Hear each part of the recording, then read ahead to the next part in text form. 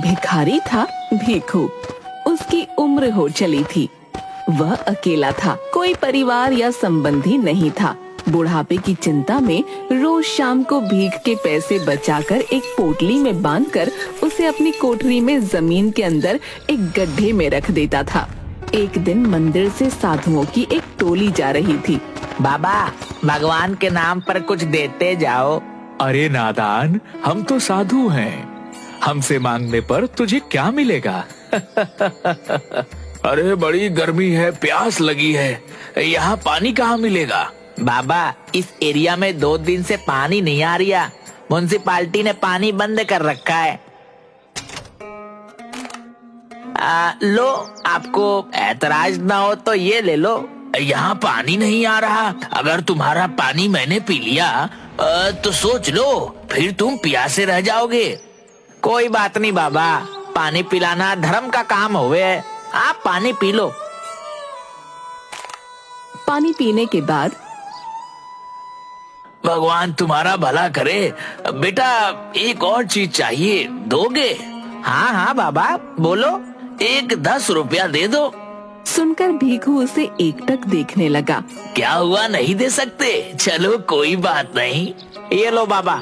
एक साधु ने 10 का नोट लेकर दूसरे साधु के हाथ में रखा। दूसरे ने तीसरे, तीसरे ने चौथे और चौथे ने 5वें के हाथ में वो नोट रखा और फिर उसे भीखू को वापस देकर चले गए। रुपए वापस दे दिए भाई, कुछ समझ नहीं आया। रात को भीखू उबासी लेते हुए सारे पैसे जमीन के अंदर गड्ढे में रखकर सो गया। सुबह जब भीखू ने अपनी लाठी लेकर पोटली में हाथ डाला तो उसमें से कुछ सिक्के निकले। रे, इन्हें रखना कैसे भूल गया? उसने गड्ढे में देखा। हैं? रात रात में इतना रुपया कैसे हो गया? नहीं नहीं, शायद कल रात को मैंने नींद में ध्यान से नहीं देखा होगा।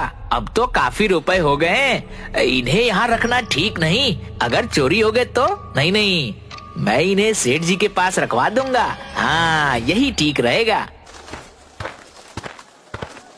राम राम सेठ जी। तू क्यों आया यहाँ? मुंशी जी, इससे पैसे लेकर भगाओ जल्दी से। सेठ जी। अरे सुबह सुबह मनहूसियत फैलाकर दिमाग न खराब कर। ये लो और जाओ यहाँ से, वरना सेठ जी का दिमाग हिल गया ना तो मेरा पूरा दिन खराब हो जाएगा। सेठ जी, मैं तो ये क्या है? ये मेरी खून पसीने की कमाई है। मैंने भीख मांग मांग के 1-1 रुपया बुढ़ापे के लिए जमा किया है। अबे, ये तेरी कमाई है या किसी की चोरी की है? ना ना, ऐसा मत कहिए। चोरी करूंगा तो भगवान मुआफ नहीं करेगा। ठीक है, ये पोटली क्यों लाया है यहाँ? सेठ जी, मेरी कोठरी तो खुली पड़ी रहती है। किसी को भी पता चल गया तो चोरी कर लेगा। आप इसे मेरी अमानत समझकर अपने पास रख लो। मुझे जरूरत होगी तो मैं आपसे ले लूंगा। रुपए गिनकर बही खाते में इसके नाम से लिख लो। 100, 200, 500, 1000। सेठ जी, पूरे 1000 हैं। सुन भीखू, इतना रुपए पड़े पड़े रखा रह जाएगा। तू कहे तो इन्हें ब्याज पर चढ़ा दूं, अच्छी रकम मिलेगी। पर सेठ जी। अरे तू फिक्र न कर, मैं सब देख लूंगा।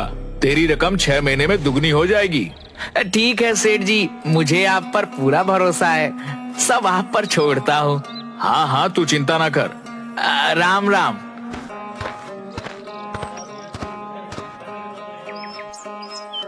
कुछ दिन बाद सेठ जी, ये रुपए अपने पास रख लो। सेठ ने मुंशी को इशारा किया।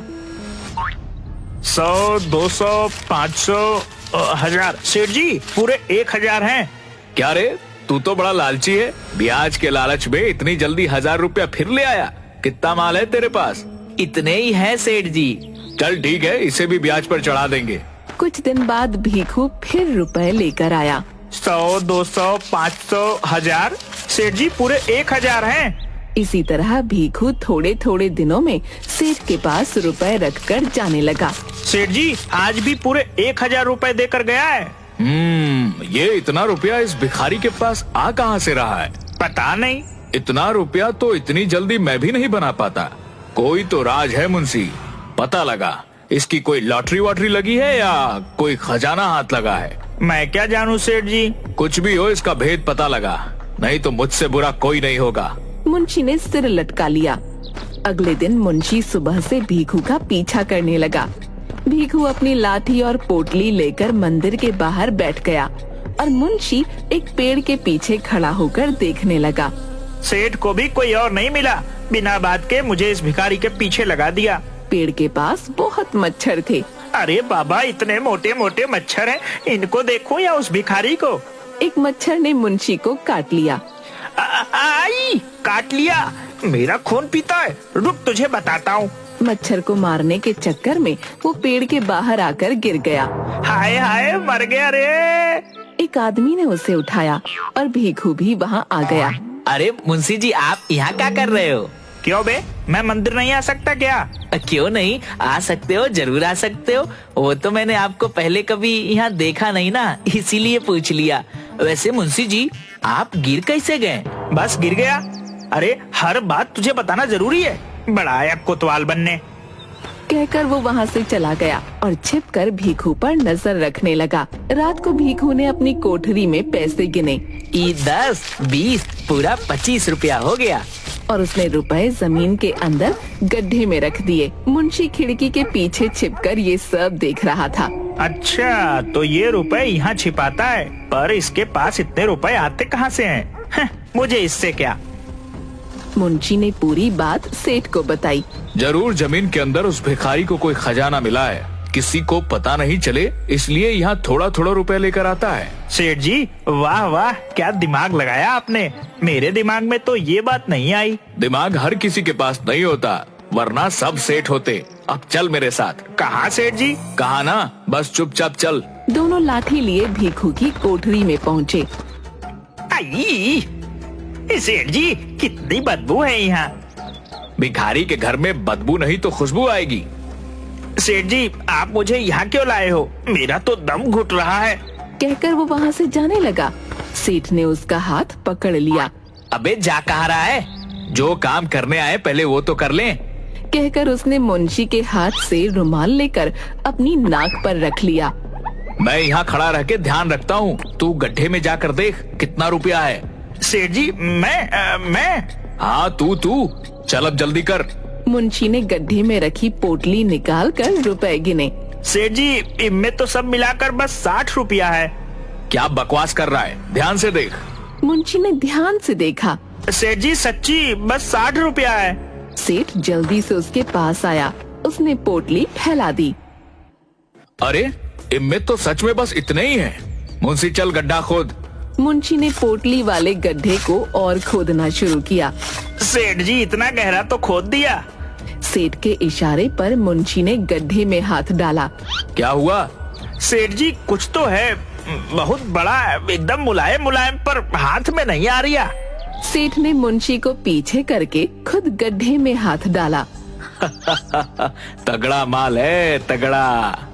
उसने जैसे ही हाथ निकाला, उसमें बड़ा सा सांप था। सांप, सांप, सांप! सेठ ने घबराकर सांप को फेंक दिया। गड्ढे में से बहुत सारे सांप निकलकर कोठरी में फैल गए। मुंशी घबराकर बेहोश होने लगा। अबे भाग, नहीं तो सांप डस लेगा। हाँ हाँ, भागो भागो भागो। दोनों जिधर भी भागते सांप आ जाते। पूरी कोठरी सांपों से भर गई। सेठ सांपों के ऊपर से जाने लगा तो गिर पड़ा। उसके सिर से खून बहने लगा और सांप उस पर चढ़ गए। हे भगवान बचा ले, अब कभी लालच नहीं करूंगा, इस बार बचा ले भगवान, बचा ले। अचानक सभी सांप हटने लगे। सेठ जी, चलो जल्दी भागो यहाँ से। दोनों वहाँ से भागने लगे। चौखट पर सेठ ने पीछे मुड़कर कोठरी के अंदर देखा, सांपों को उसकी तरफ आते हुए। ये देखकर सेठ और मुंशी दोनों वहाँ से भाग गए। शाम को भीखू जब वापस आ रहा था तो मोनू दिखा। मोनू, अरे ओ मोनू, कहाँ भागे जा रहा है? जरा रुक तो। मोनू रुक गया।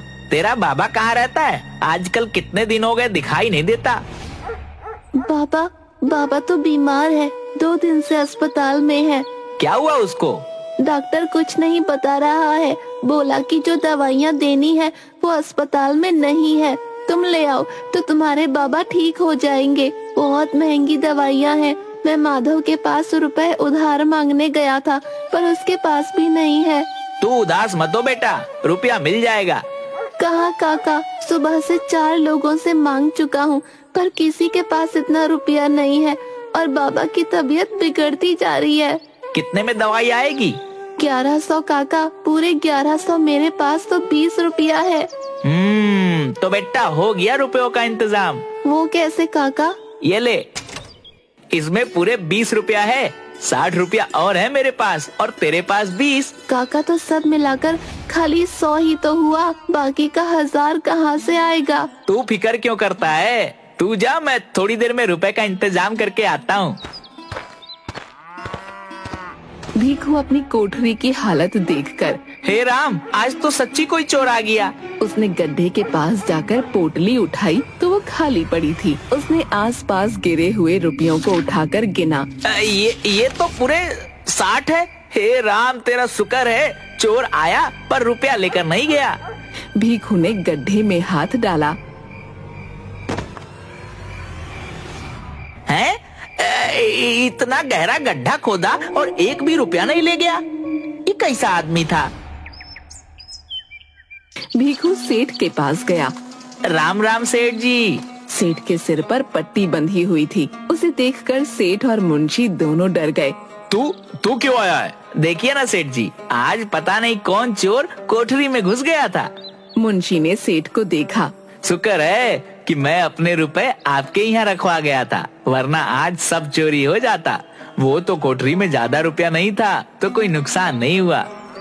सेठ और मुंशी दोनों एक दूसरे को देखने लगे। मेरा दोस्त अस्पताल में है, उसकी दवाई के लिए रुपया चाहिए।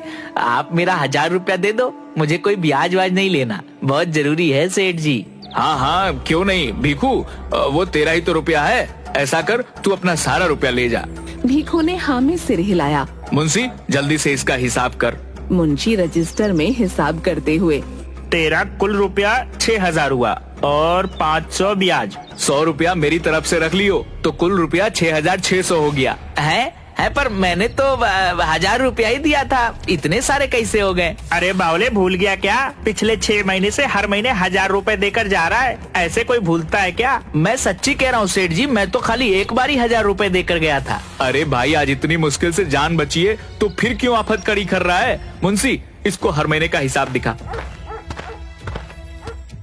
ये देख भीखू, ये अप्रैल का, ये मई का, ये जून, जुलाई, अगस्त और ये सितंबर का, सब पर तेरा ही अंगूठा लगा है। हाँ, अंगूठा तो मेरा ही लगा है। अरे लगे ना, तेरा ही है। मुंशी, जल्दी कर, इसका सारा रुपया दे दे। सेठ जी, मुझे अभी बस 1000 रुपए दे दो। नहीं, तू अपना सारा रुपया ले जा। सेठ जी, मैं इतना रुपया कहाँ रखूंगा?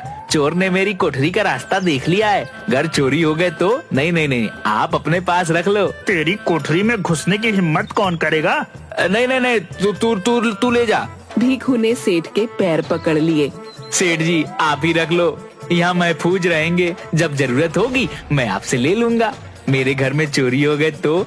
भीखू के पैर छूने पर सेठ को भीखू के रूप में सांप दिखाई दिया। सांप!